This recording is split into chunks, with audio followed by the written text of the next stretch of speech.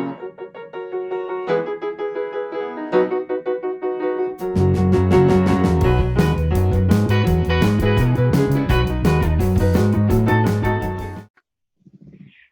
everybody, it's me, Teacher Sam, and I'm here today with US Angel, and she is a mentor here on Palfish. She's been here for longer than me. She's been here longer than most of us, which is great because she's a veteran teacher who has a lot of advice to give us. So, first question, how long have you been with Palfish? Okay, so later this month it will be 2 years that I have been with Palfish, and in August it will be with the official kids course for 2 years. So, were you one of the first few brought in? I want to say I was probably around the 50th teacher or so. The admins would know for sure, but yeah, I was one of the first. I found out that I may have joined before they officially launched it, but I didn't realize that. Okay. So, what brought you to a work at home or online job? Like, what did you do before this? So I have done a little bit of everything. I have done retail, and I've done that through enough holiday seasons. I swore I'd never do retail again because it's awful. And I have done after school programs with schools. I have done substitute teaching. I have been an administration assistant for a pastor. I have worked in daycares. So I've done just about everything. I chose to get a stay-at-home position though, because I homeschool my children, and I didn't want to stop doing that. So I needed to find something I could work around my current responsibilities. And I didn't need something huge. I originally joined Palfish to take the birthday presents and Christmas presents out of our regular budget. Just, I'm like, if I can cover that, I'll be good. And within a month, full month, so when I got July's pay, I realized I need to dream bigger. I've already covered Christmas, and I still have several months to go. And that was before I joined the official course. That was just the free talk.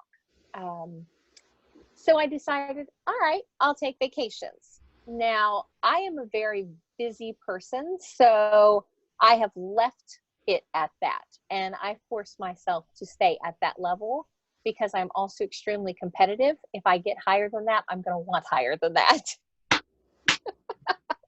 I'm much the same. I originally just wanted to make enough to cover a car payment because I was tired of driving a piece of crap and I wanted to go buy a new car. And we were like, the only way we can do this is if I get another job. So I feel you. We much started the same way. Okay, so you've been with them quite a while. Let's see. Can you compare what it was like in the beginning with like the curriculum to where it's come now? Oh, okay. So when I first started, what we see as the 2.0 lessons in the upper levels is actually what everybody had, every level, and there was no pre-K. They had just launched those because I lucked out and I never taught one of the original sets of curriculum, but many teachers still were when I joined. They had just, I think, launched the set that is currently now the oldest curriculum. Okay. So, and it took a lot more teacher interaction, and you really had to up your teacher skills in the classroom. No TG. Oh no. Oh, I can't even imagine. Oh, I loved it though. Okay, awesome. So what is your number one piece of advice for someone just approved, they're just coming into the app?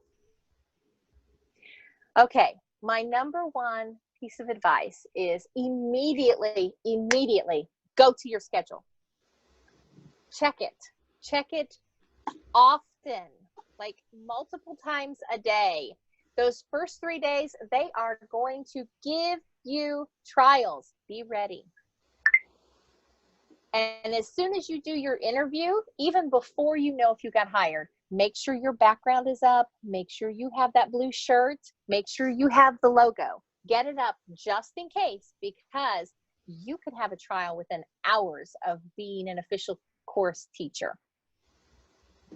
That's very true. And I have heard stories of people who aren't paying attention and don't realize, and they're not thinking about the fact, like, I'm in Central Standard Time, so they're 13 hours ahead of me. So that means I need to wake up at 4 a.m. to check the schedule that I set. And they don't think about that. Mm-hmm. You know, the time difference is a big thing to learn. Yes. What about, and I know that you teach a Zoom for a 100-hour intensive course, right? Yes. And I have been sending some people to you. I hope that I have a group now that they're just now kind of starting to get to the 80 to 100 hours. They're ready for their next training. So one piece of advice for those teachers who are kind of on that range, 80 to 100 hours, they're really looking to expand. They're ready to teach hard hours. What would you tell them? Well, I have trouble saying just one piece of advice. So I'm going to give a twofer here. Okay. First one is be on top of your game every single class. This is the best way you can advertise yourself, because the company's watching, the mother's watching, the mother's friends are watching. If you catch her videoing in the background, even if you don't, they can log in on the app just like you and watch the replay, and they will share it with their friends. Be on top of your game every single class. The second half of that is be as consistent with your schedule as you can, because that will get you more long-term students. Great advice. So one of the popular questions that we've asked everyone is, what is your favorite prop in the class? Oh, I don't have one. I have, hello, I'm Angel, and I'm addicted to props. I have a prop addiction. I have silly hats, silly headbands. I go on vacation and look for props. Okay, so I went to Colonial Williamsburg and came back with my friend Hodgepodge, who can do all sorts of different shapes. He was doing yoga in 2 classes today. So I don't have a favorite. People buy me props. I have, okay, so props. And they're all within reach. I keep them all within reach. Props. I have, I don't know if you can tell here. Let me pan this a little bit. So this is one of those portable wardrobes that I have behind me. So I lift this up and stuff props behind there for odd seasons, like Christmas stuff is in there, Halloween stuff is in there, things like that. And then I have these little cubes all down those shelves, just full of props. And then I have like my office supply stuff up here to use as props. I always keep an empty bottle, so that, because you know, you always have to have a bottle for something, you know, pretend to drink, whatever it is. I could keep an empty bottle. However, I can tell you the kids' favorite prop is Hey Hey. This is the kids' favorite prop. Kids love Hey Hey because Hey Hey screams. Do you want to hear Hey Hey scream? I do. All right, so you just squeeze him in. And they bust out laughing. They think it's hilarious. That is so cute. Okay, we like Hey Hey too because my dog hates Hey Hey.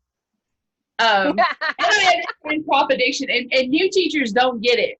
But once you get in there and you see kids, you know, and they respond really good to, you know, like a hamburger hat, you know, you see things like that everywhere, and it's innate in you. You have to pick it up. Oh, no. You go ahead, put that back on. We're good. Oh, you got a unicorn. I have a unicorn, a shark, a fish. Oh, that's awesome. I like him. Now, I will tell you the coolest prop I picked up. I love to go to the thrift stores. My daughter is like into like grungy clothes and stuff. I found this. Oh, yes. I got an inflatable one from the Dollar Tree. And I have a 7-year-old, so my props don't always stay where they belong. Sometimes they wander and visit other people. And I have not seen that one in quite some time. But turnabout is fair play because I currently have her rabbit. Oh, yeah. Hey, my youngest is 13, and as she has outgrown things, I'm too embarrassed to show you the shelving unit on this side of the wall because it's in current disarray as there are drawers pulled out and cabinets pulled out from where I was grabbing for stuff this morning. I feel you. I completely understand. It's bad. It's fun though. See, here's the thing. My husband's like, you have a problem. And I just look at him and I smile. I say, my problem pays bills. My problem pays bills. Very true. Very true. And, you know, my thing is I love this job because I have fun. So what is your favorite part about this job?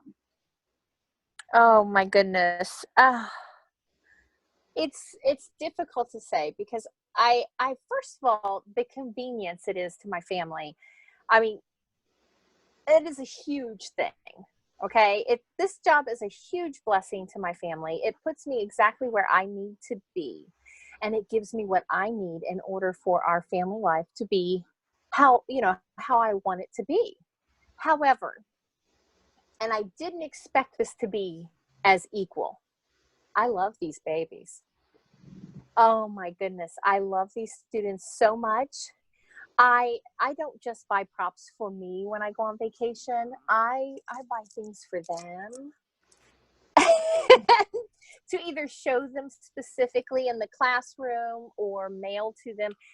I have just fallen in love with these children. They are so smart and so dedicated to learning. And I love being able to take that seriousness that they have and keep them learning, but make it fun. Because learning doesn't have to be boring and it doesn't have to be painful all the time. It needs to be fun too. I completely agree. My husband said, I don't need this anymore. my issue is that I have fallen in love with these kids and I call them my China babies. Thank you so much for being with us today. Guys, if you have an opportunity, please make sure that you go subscribe to her channel. She is just a few shy of getting a custom URL for her YouTube channel. So make sure you subscribe to that down below. And we hope that we'll see you in the classroom real soon. Bye.